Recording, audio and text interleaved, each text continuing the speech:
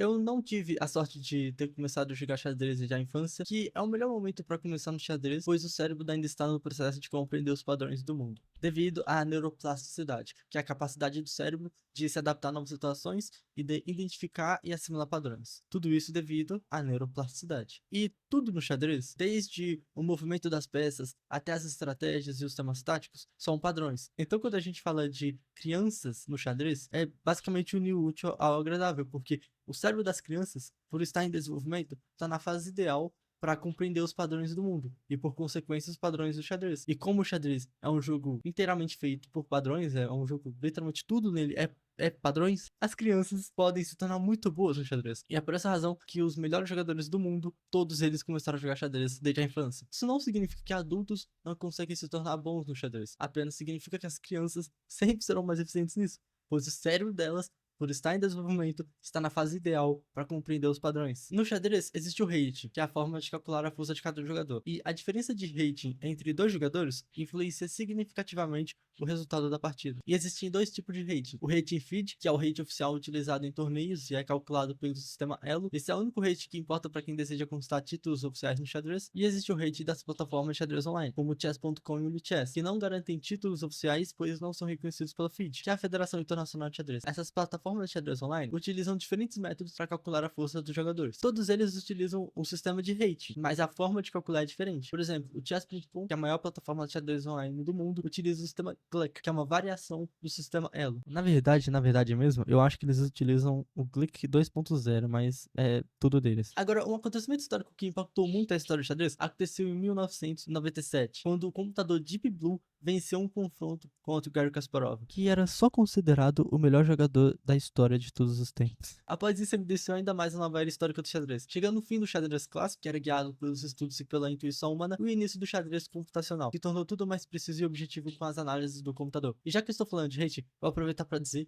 que o maior rate atingido por um ser humano na história do xadrez é do Magnus Carlsen, que atingiu 2.882 pontos de rating feat. E para efeito de comparação, o computador mais potente que a gente tem atualmente é o Stockfish versão 17, que chegou a atingir uma pontuação de 3.642 pontos de rating. O Stockfish é uma das engines do xadrez, e existem muitas outras, como por exemplo o AlphaZero. Cada engine tem sua peculiaridade. O Stockfish é open source, ou seja, tem o código aberto, onde qualquer pessoa pode modificá-lo e criar variações do modelo. E o AlphaZero é uma engine que aprendeu a jogar xadrez sozinho. O único conhecimento que o AlphaZero teve é sobre o movimento das peças, e só. E após isso ele começou a jogar contra si mesmo centenas de milhares de vezes, e aí a cada vitória ele aprendia porque ele ganhava, mas ele também melhorava porque ele perdia, ele estava jogando contra ele mesmo, então quando ele ganhava ele também perdia, e aí ele melhorava sempre, ele entendia o que ele fez que ele perdeu, e ele entendia o que ele fez que ele ganhou. E diz o Google, que é basicamente a empresa que criou o AlphaZero, e em poucas horas dele nesse treinamento intensivo, jogando contra si mesmo e aprendendo com os próprios erros e os próprios acertos, em poucas horas ele já era melhor que qualquer ser humano. E uma coisa essencial no xadrez, tanto para os humanos quanto para as engines, é compreender os valores e condições. Pense assim, o valor das peças é a condição. A posição que as peças estão no tabuleiro é a variável. E dependendo da variável, ou seja, dependendo da posição em que as peças estão no tabuleiro, a condição, que é o valor das peças, é alterada. Como se a variável fosse o próprio tabuleiro. Calma que eu vou explicar, funciona assim. O principal objetivo no xadrez é dar checkmate no adversário, ao mesmo tempo que se evita sofrer um checkmate. E checkmate é quando o rei está sendo atacado e não tem como fugir, não tem como ele ser coberto por uma peça aliada, não tem como ele capturar a peça atacante e não tem como ele fugir. Ou seja, checkmate acontece quando o rei está sendo atacado e não tem como evitar isso de nenhuma maneira. Para atingir esse objetivo,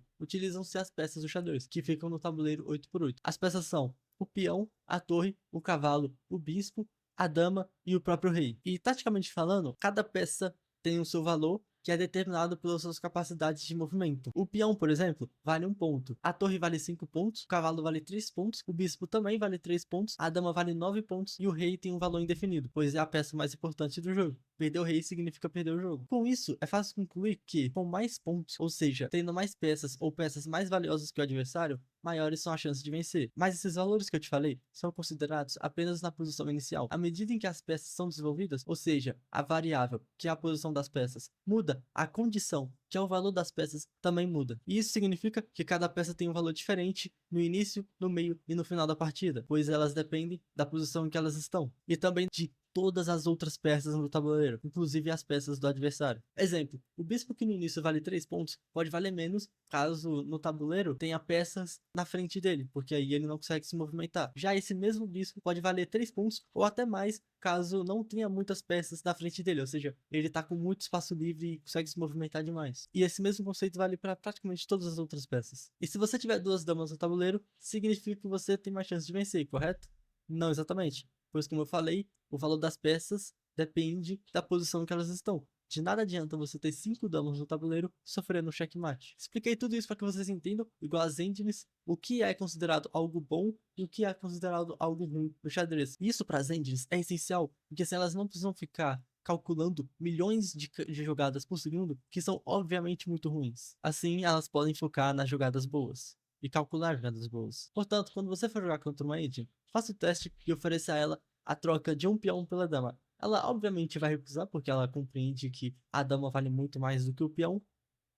Mas caso ela aceite, você caiu no tema tático do sacrifício. O tema tático é um dos conceitos do xadrez, e para compreender melhor, pense no xadrez como se fossem 2 jogos com 2 objetivos diferentes. O primeiro xadrez é o xadrez tático, que envolve você identificar uma sequência de movimentos que irá complicar a posição do adversário de maneira forçada, seja com ele perdendo material, debilitando a própria posição ou sofrendo um checkmate. Mas para ser bom em identificar temas e golpes táticos, é essencial treinar muito o cálculo de variantes, que envolve encontrar o melhor lance da posição, prever os lances do oponente e se planejar contra isso. A maneira mais eficiente de treinar o cálculo de variantes é utilizando os quebra-cabeças do xadrez, que são posições que já contêm esses golpes táticos e que você só precisa realmente avaliar a posição e encontrar o melhor lance. Mas isso tudo que eu te falei é do primeiro xadrez, que é o xadrez tático, mas também existe o xadrez estratégico, que envolve você melhorar sua posição aos poucos, deixando suas peças sempre sólidas e seguras e em posições que elas tenham mais mobilidade. Os conceitos estratégicos mais famosos são priorizar sempre o desenvolvimento, ou seja, não ficar correndo atrás de alguma peça do adversário, principalmente na fase da abertura, que é nos primeiros lances do jogo, você tem que priorizar se desenvolver, ou seja, colocar todas as suas peças em jogo e jamais comece a atacar seu oponente sem alguma justificativa. Um outro conceito estratégico é nunca criar debilidades na própria posição. Pense em debilidades como se fossem pontos fracos que você pode ter, como por exemplo, dobrar peões ou isolar peões, pois quando você dobra um peão está na frente do outro e isso dificulta o movimento. Já isolar peão é quando não tem nenhum peão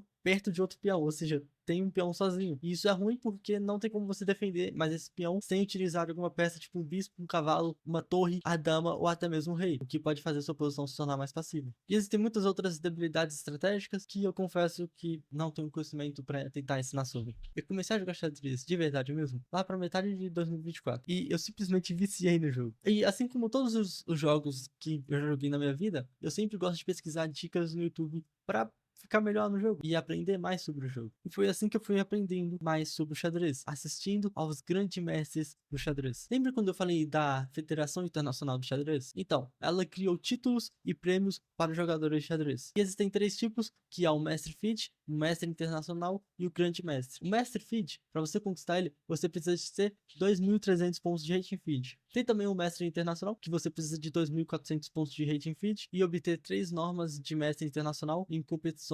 internacionais. E o último e o maior título de xadrez, só ficando atrás do título de campeão mundial, é o Grande Mestre, que para você conseguir você precisa de ter 2.500 pontos de rating FIDE e 3 normas de Grande Mestre, que são mais difíceis de conseguir do que as de Mestre Internacional. E um desempenho superior em torneios de 2.600 pontos de rating FIDE.